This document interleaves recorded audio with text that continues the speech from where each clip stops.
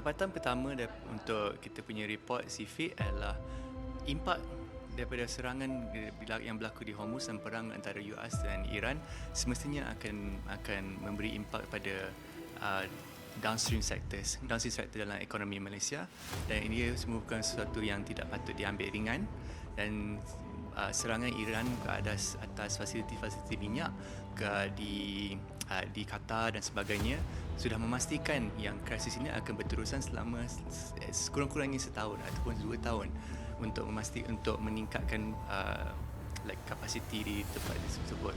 So, oleh sebab itu kerajaan Malaysia sepatut takrif dan also aware yang perkara ini akan berlangsungan dan mengambil tindakan yang sepatutnya.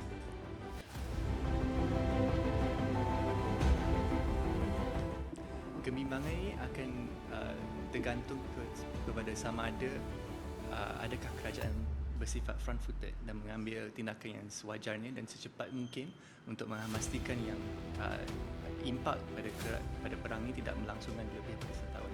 Contohnya, Datuk Seri Anwar Ibrahim telah pun memastikan mendapat supply untuk minyak daripada negara-negara lain. Itu merupakan contoh tindakan yang bersifat front-footed dan dapatan dari report kami adalah semestinya ada lagi supply chain yang daripada downstream ni akan affected, dan syarikat-syarikat ni dia mengambil tindakan untuk kompreskan, untuk mengecilkan margin mereka.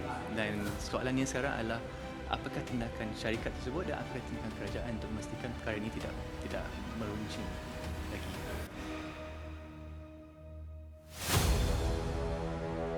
Contoh yang nyata pertama adalah fertilizer dan baja. Itu dah kita semua dah melihat dalam ekonomi, sektor ekonomi Malaysia. Kita juga telah menampak plastik, contohnya Farm Fresh lah pun mengurangkan penggunaan botol plastik dan menukarkannya pada botol kertas. Saya dalam kajian kita boleh nampak yang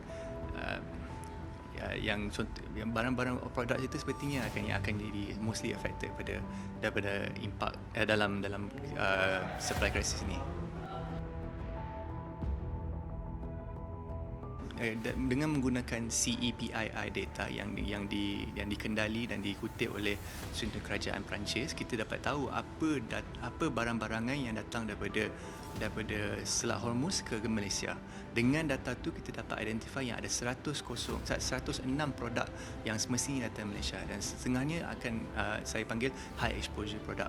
Contohnya, adakah syarikat ni, adakah industri ini boleh mengganti perkara tersebut, produk tersebut, ataupun menggantikan ataupun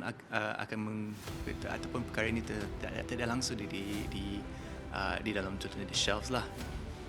Saya melihat yang kebanyakan produk jatuh kepada kategori yang boleh diganti, tetapi banyak juga produk yang kita boleh menjangkakan harga tersebut naik, dan perkara tersebut satu yang kerajaan patut mengambil berat tentang produk-produk sebegini.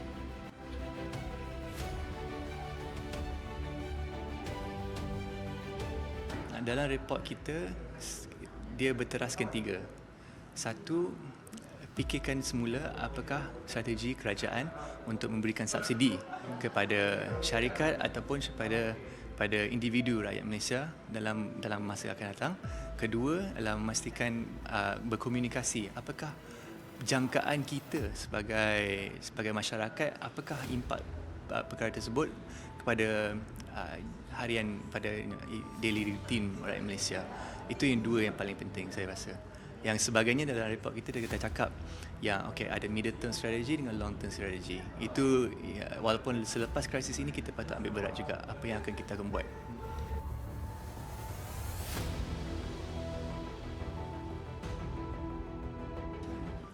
Saya berpendapat yang kerajaan mempunyai pemahaman dan juga maklumat di mana sektor dan industri yang akan mempunyai impak yang besar downstream dalam kekurangan produk datang daripada Hormuz. Saya berpendapat yang kerajaan boleh mengambil seperti yang saya cakap tadi, yang action lagi front-footed.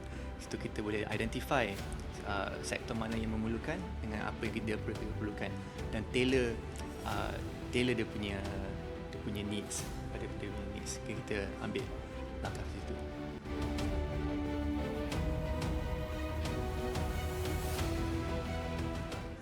Saya tak boleh memberi nombor yang tepat sebab saya tidak tahu sama ada syarikat-syarikat tersebut dah mengumpul stok ukal sebelum ini.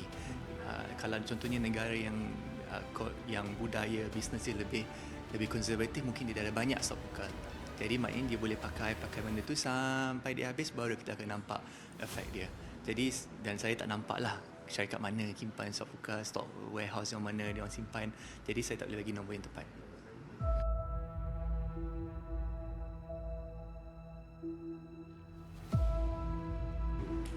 Jikalau the shock daripada Hormuz ini datang hanya daripada penutupan Selat Hormuz, kalau perang itu berakhir, betul kita boleh nampak pre-war scenario kembali semula.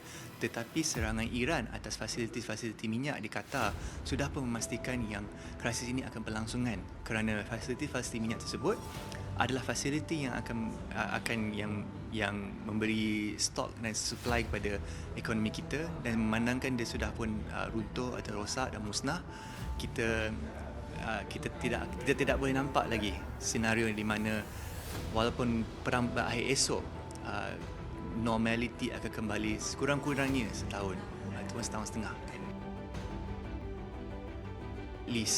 at least setahun. Dalam jangkaan yang saya baca 18 bulan. Itu dia pre-war lah, back to pre-war. Yeah. Nasihat saya kepada rakyat Malaysia ialah peka tentang perkembangan yang berlaku tentang perang ini. Satu, sekarang kerajaan telah membina sebuah lapis subsidi untuk meringankan beban mereka, tetapi seperti yang kita nampak, subsidi bil tu dah tinggi dan kita tak tahu berapa lama dan siapa yang akan yang kata bite the bullet lah, siapa yang akan bayar kemudiannya. Kalau contohnya dah banyak ada idea yang kata T20 tak bagi subsidi orang. So kalau T20 tak pakai subsidi 1.5 bilion sahaja contohnya. So benda ni boleh berpanjangan lagi, orang kerajaan kena cari siapa yang bayar. So jangkaan rakyat Malaysia adalah start memikirkan macam mana untuk mengurangkan penggunaan minyak di rumah. Dan saya peka walaupun yang ramai orang akan sentiasa berkata yang jangan lecture rakyat tahu, rakyat pandai. Betul, rakyat pandai. Tapi sekaranglah masanya untuk menunjukkan yang rakyat ni pandai dan rakyat ni peka. Saat sekarang. Selagi tak rasa sakit, kita tak mengadah kan. So rakyat Malaysia, kita itu psikologi yang perlu dipikirkan oleh kerajaan lah.